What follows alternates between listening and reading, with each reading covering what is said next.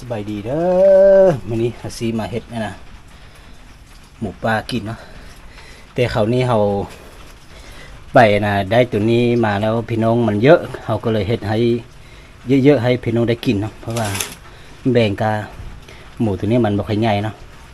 แบ่งกันเป็นบ่ได้เฮาก็สิเฮ็ดแล้วก็สิไปเรียบพี่น้องมาร่วมกินเหล้ากินเบียร์นำกันเนาะเอาสิเฮ็ดตัวนี้หมดอันนี้แหละหมดให้ทุกคนได้กินน้ำเนาะสุดยอดเลยหมูปลาตัวนี้มัน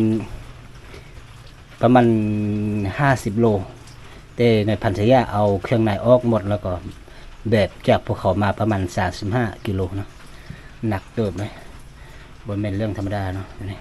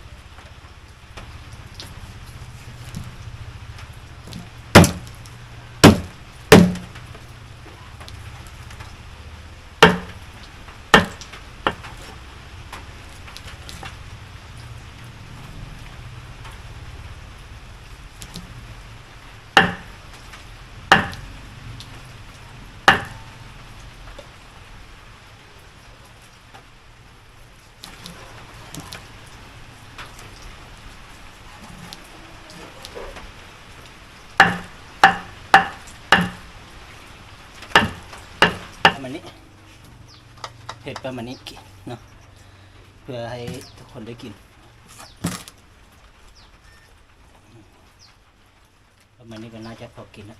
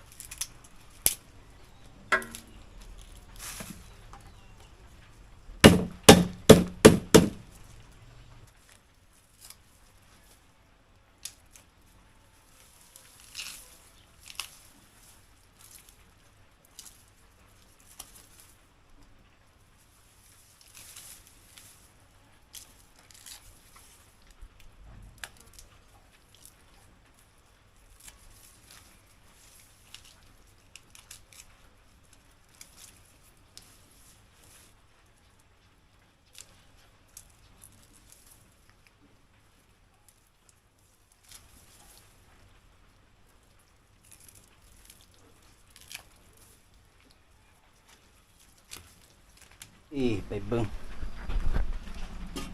โอ้ยเยอะเลยพี่น้องเยอะก็ต้องได้ของกินมาก็ต้องแบ่งก็ต้องเฮ็ดถ้าบ่พอแบ่งเขาก็สิเฮ็ดแล้วก็เรียกพี่น้องทุกคนเนาะมากินนี่แหละพี่น้องได้ของกินแซ่บๆก็พากันกินเนาะ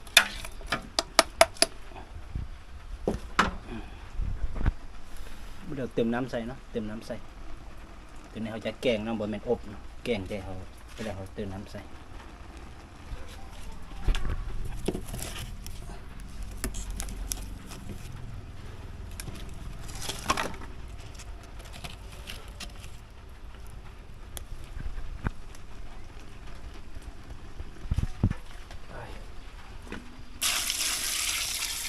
น้ำเยอะ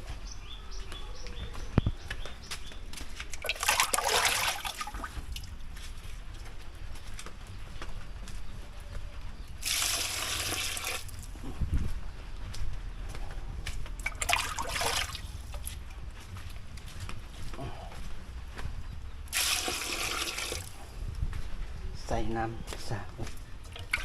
คนเยอะใส่น้ำเยอะ น้ำบดพอกินประมาณนี้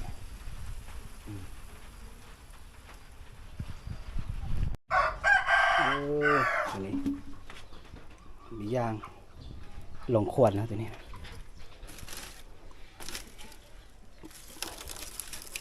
หมูปลาตัวหนึ่งได้ให้พี่น้องกินหมดได้ซ้ำนี้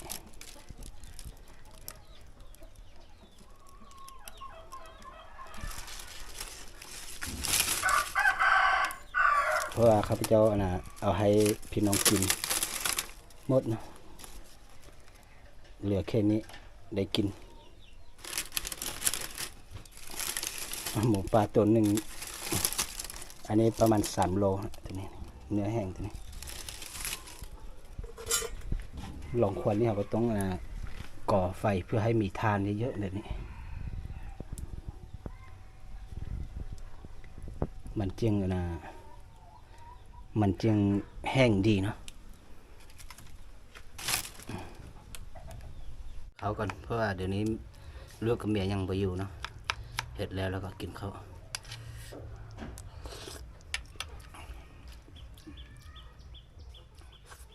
ปลา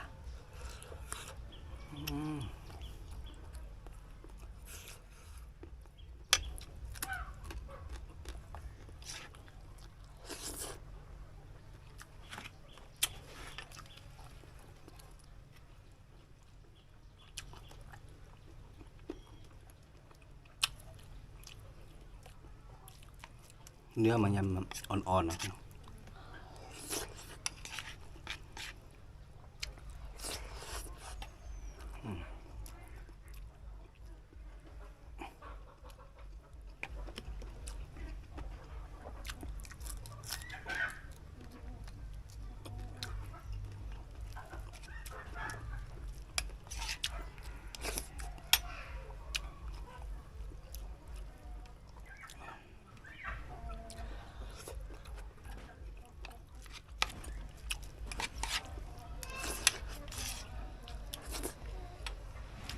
เขาจะเห็นได้แล้วที่ยังท่านะ